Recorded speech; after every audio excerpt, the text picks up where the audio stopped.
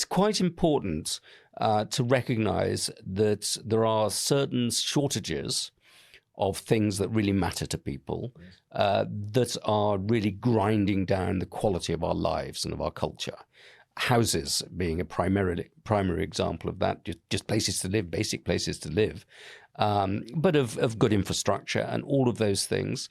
And so the abundance people saying that we've forgotten how to build these things, how to create these things, and we've got bogged down in infrastructure, bogged down in procedure.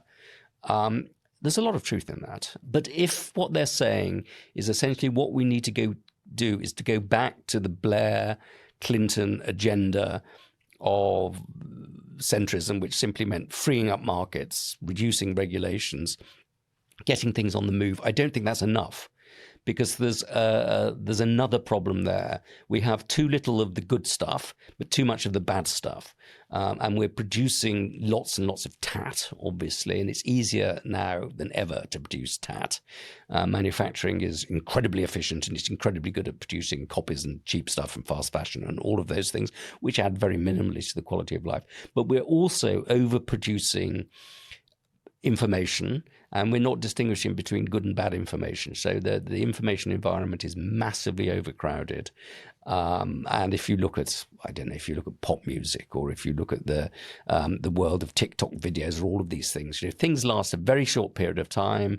One thing is followed by another. The sampling, there's just a massive overabundance of stuff which doesn't stick. The Beatles, the Rolling Stones, all of those things lasted a long time. Today's groups and fashions disappear with extraordinary rapidity, or at least I think they do. I may be wrong about that. But particularly with the information feeds that we get, there's not enough discrimination as to news, whether it's true or false. In fact, there's a lot of evidence to show that false news travels faster and has a bigger impression than true news, particularly if it chimes in with our prejudices. And there's a lot of evidence to show that our attention span, that our capacity to appreciate things, is declining. There's this thing called the Flynn effect on IQ. Global IQ has been going up, went up relentlessly, really, from 1900 to 2000. And at 2000, it started to go down.